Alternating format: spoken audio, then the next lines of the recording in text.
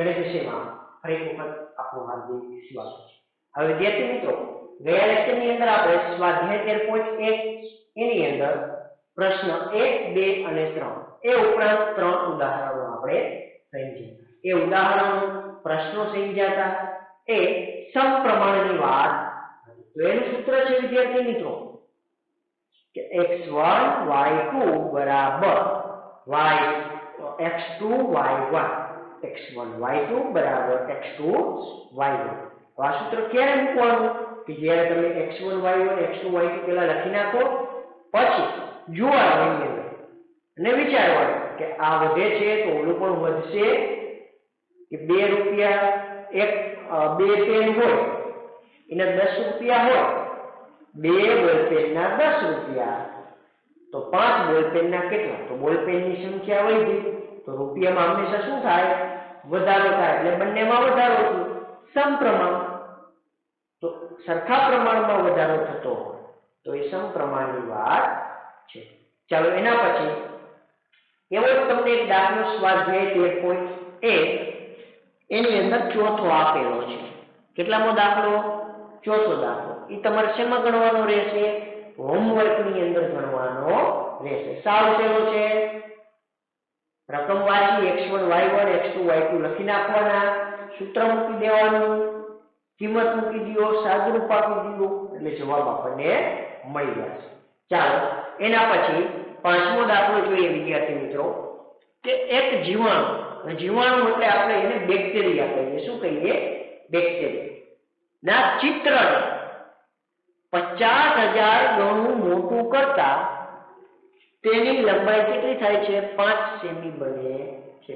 એક બેક્ટેરિયું છે, રિયલમાં તમે જે જુઓ છો માઇક્રોસ્કોપ, બરોબર, એનું હવે તમારે ચિત્ર બનાવવું તો એ રિયલ કરતા એટલે કે વાસ્તવિક જે બેક્ટેરિયા છે એકદમ નાનું એવું, તો એને 50,000 ગણું મોટું કરવાનું છે। તમારે ચિત્ર દોરવું હોય તો એ સ્વાભાવિક છે મોટું દોરવું પડે। તમે હાવ નાનું દોરો તો ખબર ન પડે કે આ શેનું ચિત્ર છે, હાવ ટપકા જેવું લાગે। એટલા માટે એ ચિત્રને રિયલ કરતા ચિત્રને 50,000 ગણું મોટું કર્યું ત્યારે એની કેટલી લંબાઈ થાય છે? 5 સેમી થાય છે। કેટલી થાય છે? 5 સેમી। તો આકૃતિમાં બતાવેલ છે, જે તમે આકૃતિની અંદર જોઈ શકો છો। ખરેખર આવું કઈ બેક્ટેરિયા ન હોય, આ ઘણું બધું નાનું હશે, પણ કેવો આકારનું છે શું કઈ એટલા માટે આપણને આપેલું છે। એ મોટું કરી 50,000 ગણું કરીને આવું આપણને દેખાડેલું છે। તો આ જીવાણુની વાસ્તવિક લંબાઈ શોધો। હવે વાસ્તવિક લંબાઈ એટલે એક ગણું હોય એ જેની શું થઈ ગઈ? વાસ્તવિક લંબાઈ શું થઈ ગયું? એક ગણું હોય ત્યારે લંબાઈ કેટલી છે એ ખબર નથી, પણ 50,000 ગણું છે ત્યારે કેટલી છે? 5 સેમી છે। તો ચાલો વિદ્યાર્થી મિત્રો સૌપ્રથમ x1 આ x2 આ y1 આ y2। હવે x1 એટલે આપણે લઈએ 50,000 ગણું, આ 50,000 ગણું, ત્યારે y1 કેટલા સેમી છે? 5 સેમી। આટલા ગણું કરો છો ત્યારે એની લંબાઈ 5 સેમી થાય છે ચિત્રની અંદર। તો આપણે મૂળ મેળવવું છે, તો મૂળ કોઈ પણ હોય એના 5 ગણા કરો, 2 ગણા કરો, તેના મૂળ એટલે એક જ વસ્તુ હશે, એટલે એક ગણું હોય। તો આ એક ગણું હશે ત્યારે એની લંબાઈ મેળવવાની છે, એટલે કે વાસ્તવિક લંબાઈ। ખરેખર કેવું છે તો જુઓ જોઈએ, ગણામાં ઘટાડો થયો તો એની લંબાઈમાં પણ શું થવાનું છે? ઘટાડો થવાનો છે। તો કયું સૂત્ર વિદ્યાર્થી મિત્રો? સમપ્રમાણ। x1 y2 બરાબર x2 y1। ચાલો વિદ્યાર્થી મિત્રો x1 કેટલા છે? 50,000 ગુણ્યા y2 કેટલા છે એ તો આપણે મેળવવાના છે, x2 કેટલા છે? 1, y1 કેટલા છે? 5। હવે y2 મેળવવા છે વિદ્યાર્થી મિત્રો તો 5 એકા 5, આ ક્યાં જશે? છેદની અંદર 50,000। વિદ્યાર્થી મિત્રો આનો ભાગાકાર કરી તો અહીંયા 5 એકા 5 ને અહીંયા 4 શૂન્ય, તો 1 ના છેદમાં કેટલા આવશે? 1 2 3 અને 4, એટલે 4 ઘાત થઈ ગઈ. તો y2 બરાબર 1 ગુણ્યા 10 ની માઈનસ 4 ઘાત. આટલું શું મળ્યું આપણને? સેમી મળે. જો હજી આને આપણે ઘાત સ્વરૂપ છે એવી રીતે નથી લખવું, તો એને તમે આ રીતે પણ દર્શાવી શકો. 0. આ એક રો છે, એક શૂન્ય આવી ગયું, આ 2 3 અને 4 આટલા સેમી y. આ રીતે પણ દર્શાવી શકાય વિદ્યાર્થી મિત્રો, આ રીતે પણ દર્શાવી શકાય. કમ્પ્લીટ. અહીંયા 1 વધ્યા અને 1 2 3 અને 4 એટલે 10 ની 4 ઘાત લખી છે. 4 ઘાત ને ઉપર લઈ ગયા એટલે કેવી થઈ ગઈ? માઈનસ થઈ ગઈ. માઈનસ હોય એટલે ડાબી તરફ જવાનું, તો અહીંયા 1 છે તો 1 આવી જાય, એના સિવાય 3 શૂન્ય મૂકો એટલે 1 2 3 અને 4 થઈ ગયા. આગળ 0 પોઈન્ટ. તો આટલા છે ને વાસ્તવિક જે ખરેખર બેક્ટેરિયા છે એની લંબાઈ કેટલી હશે? આટલી હશે. કમ્પ્લીટ. ચાલો એના પછી નેક્સ્ટ હજી એક એમાં કંઈક પ્રશ્ન આપ્યો છે, તો આપણે એ લખી શકીએ કે તેથી જીવાણુની વાસ્તવિક લંબાઈ, જીવાણુની વાસ્તવિક લંબાઈ આ બંનેમાંથી તમે એ લખી શકો. હું પેલી લખું છું કે 10 ની માઈનસ 4 ઘાત સેમી છે. કમ્પ્લીટ. હવે વિદ્યાર્થી મિત્રો બીજો પ્રશ્ન આપેલો છે. હવે જો ચિત્રને કેટલા ગણું કરવામાં આવે? 20,000 ગણું કરવામાં આવે તો તેની લંબાઈ શોધો. હવે એ ચિત્રને 20,000 ગણું કરવામાં આવે. 50,000 ગણું કર્યું હતું ત્યારે 5 સેમી હતું, તો 20,000 ગણું કરવામાં આવે તો 50,000 માંથી 20,000 આવ્યા, ઘટાડો થયો, તો 5 સેમીમાં પણ શું થવાનો છે? ઘટાડો થવાનો છે. તો સૌ પ્રથમ આપણે x1 x2 y1 y2. ચાલો x1 એટલે આપણે શું લખીએ? 50,000 ગણું, આ 50,000 ગણું ત્યારે y1 કેટલું છે? 5 સેમી. કેટલું છે વિદ્યાર્થી મિત્રો? 5 સેમી. હવે કેટલા ગણું કરવાનું કીધું છે? 20,000 ગણું. ત્યારે લંબાઈ કેટલી? તો ગણામાં ઘટાડો થયો તો એની લંબાઈમાં પણ શું થવાનું છે? ઘટાડો. તો બંનેમાં ઘટાડો થયો તો સૂત્ર આવશે સમપ્રમાણનું x1 y2 x2 y1. હવે આની અંદર કિંમત મૂકી દેવાની. x1 છે 50,000 ગુણ્યા y2 આપણે મેળવવાના છે x2 કેટલા છે? 20,000 ગુણ્યા y1 કેટલા છે? 5. y2 મેળવવાના છે વિદ્યાર્થી મિત્રો, તો 50,000 ક્યાં જશે? છેદની અંદર. તો અહીંયા 20,000 તો છે, આ ગુણ્યા 5 એમ છેદમાં 50,000. હવે આનું સાદુરૂપ આપવાનું, ઉડતા હોય તો ઉડાડવાના, તો આ 4 શૂન્ય કેન્સલ થઈ જશે, આ 5 5 કેન્સલ થઈ ગયા, તો કેટલા વધ્યા? 2 વધે છે. કેટલા વધે છે? 2. તેથી y2 બરાબર 2 સેમી. આ શું મળ્યું આપણને? લંબાઈ શું મળે છે? 2 સેમી લંબાઈ. કમ્પ્લીટ. તો આ જે છે 20,000 ગણું કરવામાં આવે ત્યારે બેક્ટેરિયાની લંબાઈ કેટલી થાય છે? 2 સેમી બને છે. કમ્પ્લીટ. સમજાય બધાને? સાવ સહેલું છે, ખાલી વિચારવાનું છે. ચાલો નેક્સ્ટ જોઈએ.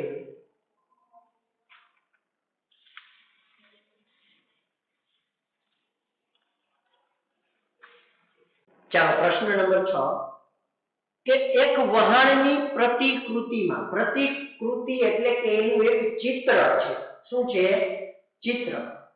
તેમાં કુવા થંભની ઊંચાઈ, એટલે આપણે વહાણ હોય તો એની વચ્ચે આમ થાંભલા હોય, સઢવર ઉડકું હોય એની વચ્ચે આવી રીતે એની સાથે સઢ બાંધેલી હોય, એટલે કે એની અંદર હવા ભરાય એટલે એ દિશાની અંદર ઉડકું છે એ ગતિ કરે.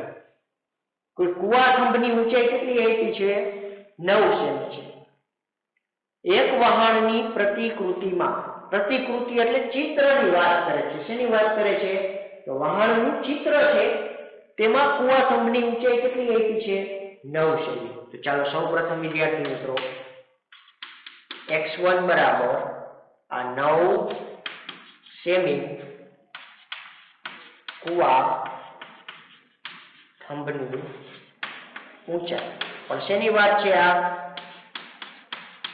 પ્રતિકૃતિ એટલે કે ચિત્રની વાત છે, બરોબર. એની અંદર એ કુવો થંભ છે એની ઊંચાઈ 9 સેમી છે.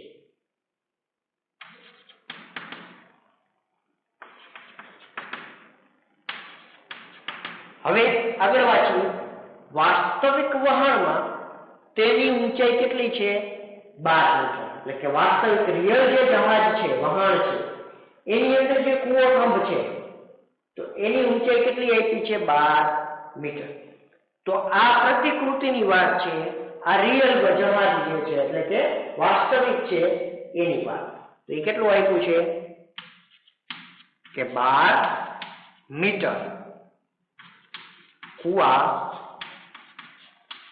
થંભની ઊંચાઈ. પણ એ કેવું છે? ઊંચાઈ પ્રતિકૃતિ. પણ આ શેની છે? વાસ્તવિક.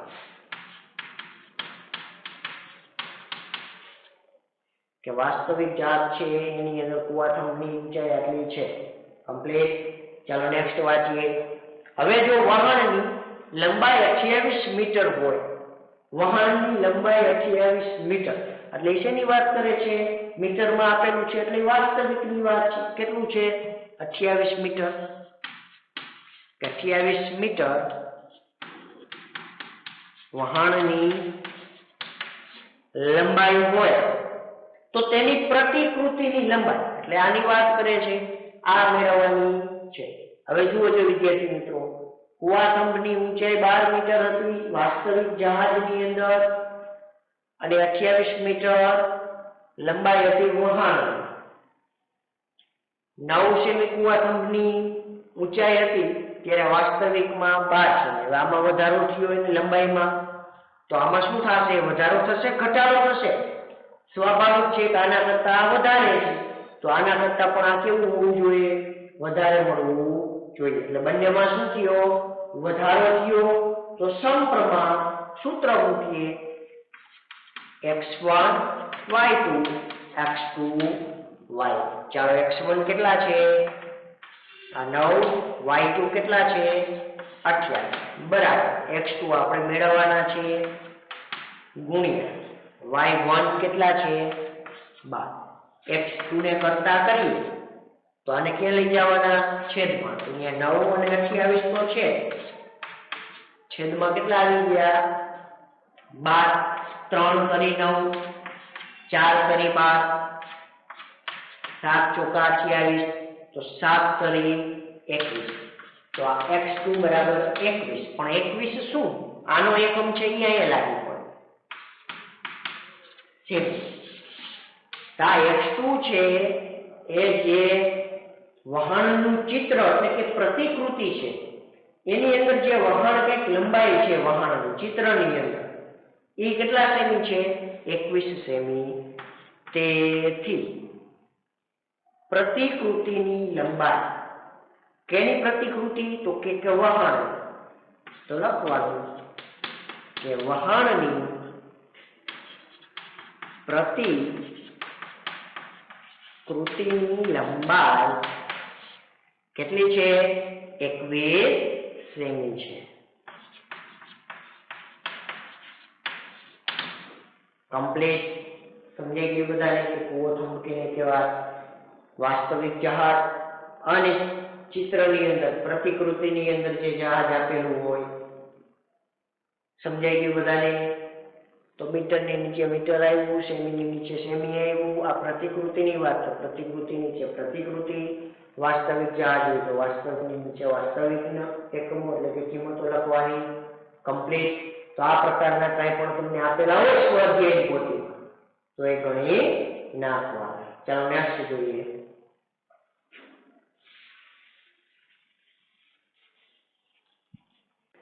ચાલો 7મો જે દાખલો આપેલો છે કે જો 2 કિલોગ્રામ ખાંડમાં રહેલા સ્ફટિકોની સંખ્યા કેટલી આપી છે? 9 × 10⁶. 2 કિલોગ્રામ તમે ખાંડ લઈ આવો દુકાને, એના જે નાના નાના કણ છે એને સ્ફટિક કહેવાય. શું કહેવાય? સ્ફટિક. એ સંખ્યા આપી છે 9 × 10⁶. એટલે 9 પાછળ 6 શૂન્ય એટલે 90 લાખ એ ખાંડના નાના નાના સ્ફટિક આપણે કણ કહીએ. એ 2 કિલોગ્રામ ખાંડ લઈ આવો ત્યારે 90 લાખ સ્ફટિક આપણને મળે ખાંડ. તો નીચે આપણને બે જથ્થા આપ્યા છે. 5 કિલોગ્રામ ખાંડ હોય અને 1.2 કિલોગ્રામ ખાંડ હોય. ત્યારે સ્ફટિકની સંખ્યા કેટલી એ આપણે મેળવવાનું છે. તો સૌ પ્રથમ આના માટે આપણે જોઈએ વિદ્યાર્થી મિત્રો કે આ x1 x2 આ y1 y 2 કિલોગ્રામ ખાંડ છે તો અહીંયા લખ્યું 2 કિલોગ્રામ ખાંડ.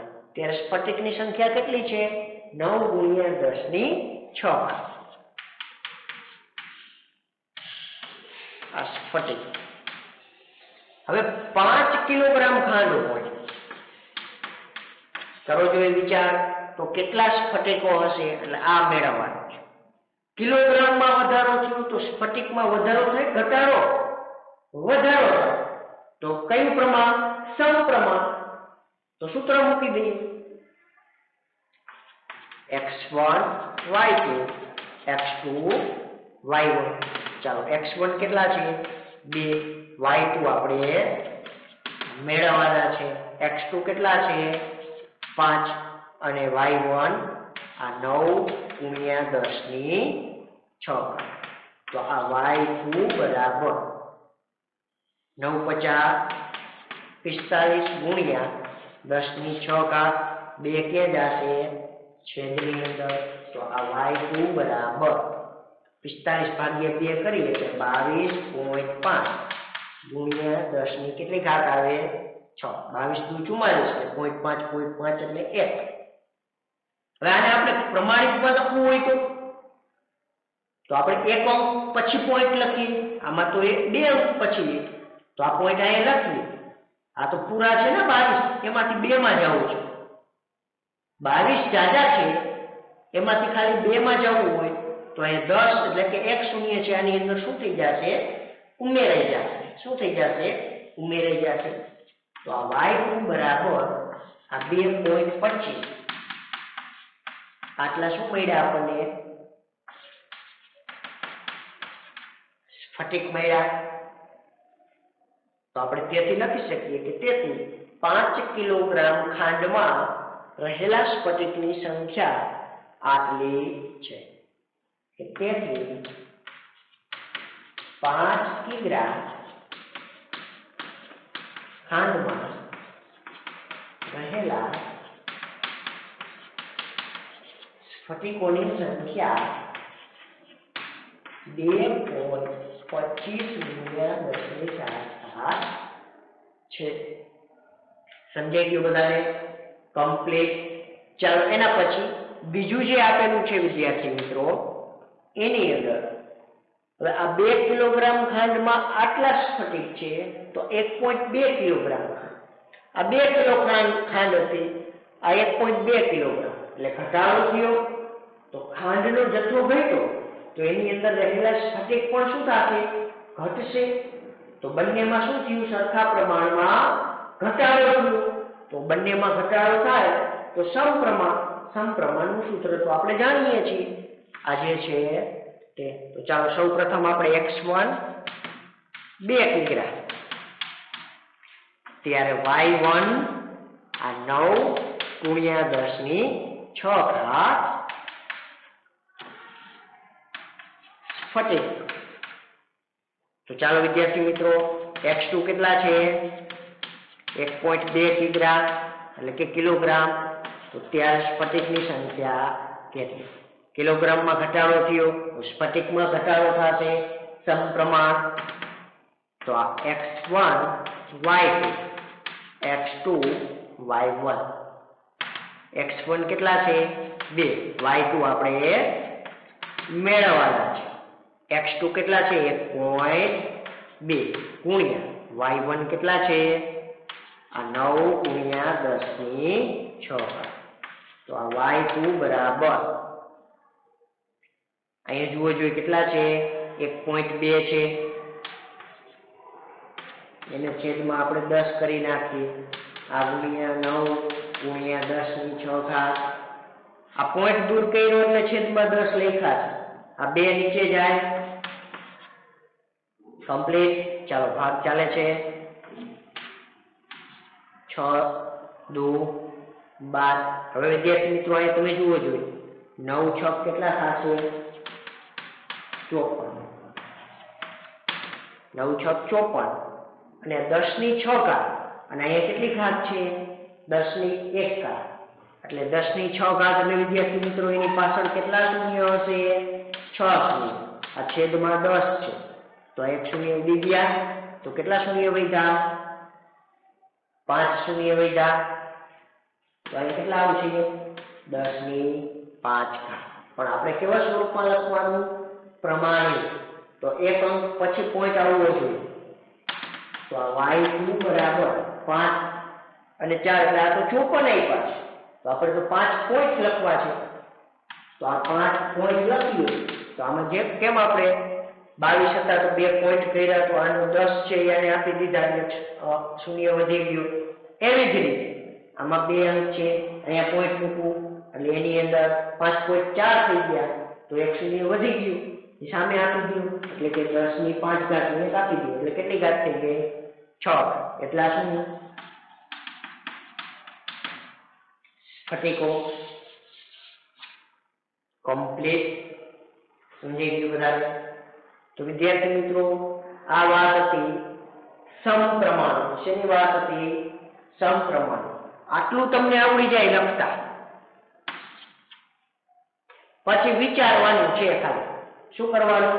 વિચારવાનું કે આટલા કિલોગ્રામ ખાંડ હોય તો આટલી એની કણની સંખ્યા સ્ફટિકની હોય તો આટલી ખાંડ હોય ત્યારે વિચારવાનું કે કિલોગ્રામ ઝાઝા હોય તો ઝાઝા સ્ફટિક હોય, ઓછા કિલોગ્રામ થઈ જાય તો સ્ફટિક એ ઓછા થઈ જાય. તો સમપ્રમાણ થઈ ગયું. સૂત્ર મૂકી દઉં, કિંમત મૂકી દઉં, સાદુરૂપ આપી દઉં. ખાસ વિદ્યાર્થી મિત્રો આ જે સાદુરૂપ આપવાની ક્રિયા છે, ગુણાકાર ભાગાકાર દશાંશમાં કેવી રીતે દર્શાવવું, બરોબર, ઉડાડવા કેવી રીતે, એ આપણને આવડવું જોઈએ. ન આવડતું હોય તો આપણે આવા સ્ટેપ હોય એ આપણે રીતે લઈ લેવાય રફબુકની અંદર. પછી સાદુરૂપ અપાય આપણી જાતે, પછી જોવા જવાબ આવી જાય છે. તો એવી રીતે તમે પ્રેક્ટિસ કરો તો સાદુરૂપ છે એ ઝડપથી આવડી જાય. કમ્પ્લીટ. ચાલો એના પછી નેક્સ્ટ દાખલો જોઈએ. ચાલો દાખલા નંબર 8 એની અંદર રશ્મિ પાસે 1 સેમી બરાબર 18 કિલોમીટર પ્રમાણમાં ધરાવતો એક સડક માર્ગનો નકશો છે. એક સડક માર્ગ એટલે કે એક રસ્તો છે, એની પાસે એક એવો નકશો છે. એની અંદર કે આ 1 સેમી હોય, આ 2 સેમી હોય, આ 3 સેમી, 4 સેમી, 5 સેમી. તો 1 સેમી એ નકશાની અંદર અંતર છે એ 18 કિલોમીટર દર્શાવ્યું છે. કેટલું દર્શાવ્યું છે? 18 કિલોમીટર. તો 1 સેમી નકશાની અંદર 18 કિલોમીટર દર્શાવાય છે. તો એ જ નકશો છે એની અંદર 72 કિલોમીટરનું અંતર દર્શાવવું હોય. કેટલા કિલોમીટરનું? 72 કિલોમીટરનું અંતર. તો કેટલા સેમી નકશામાં થશે? નકશાની અંદર 1 સેમી 18 કિલોમીટર, બીજા 1 સેમી 18 કિલોમીટર, એટલે 2 સેમી કેટલા કિલોમીટર થઈ ગયા? 36. 3 સેમી 18 × 54, 4 સેમી 18 × 42. તો 72 કિલોમીટરનું અંતર હશે ત્યારે કેટલા સેમી હશે? 4 સેમી હશે. એ નકશાની અંદર, નકશાનું જે અંતર છે એની અંદર તો 72 કિલોમીટર અંતર કાપે તો નકશામાં 4 સેમી જેટલું દર્શાવાય છે. તો જવાબ તો મળી ગયો 4 સેમી, પણ એને ગણતરી કરવાની છે. તો જોઈજો 18 કિલોમીટર માંથી આપણે 72 કિલોમીટરે ગયા, વધારો થયો. તો આ 1 સેમી માંથી પણ શું થયો? 4 સેમી માં ગયા એટલે વધારો થયો. બંનેમાં વધારો થયો. સમપ્રમાણ સૂત્ર મૂકી દો, કિંમત મૂકી દો, સાદુરૂપ આપી દો. ચાલો જોઈએ.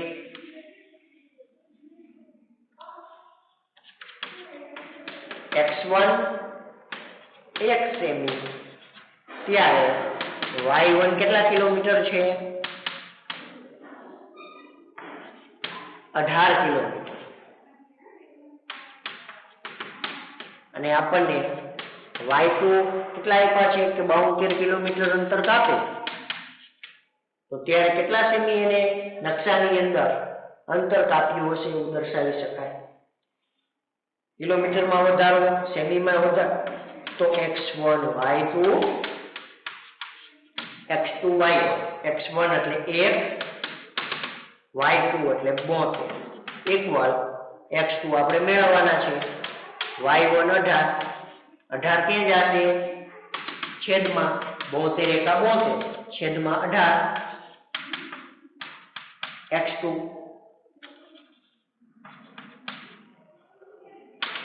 18 ચોકા 72. x2 બરાબર 4. શું આવ્યું? સેમી આવ્યું.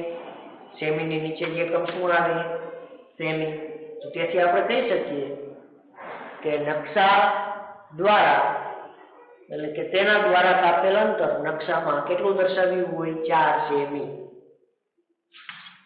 કે તેથી રશ્મિ દ્વારા કાપેલ અંતર નકશામાં 4 સેમી દર્શાવ્યું હોય.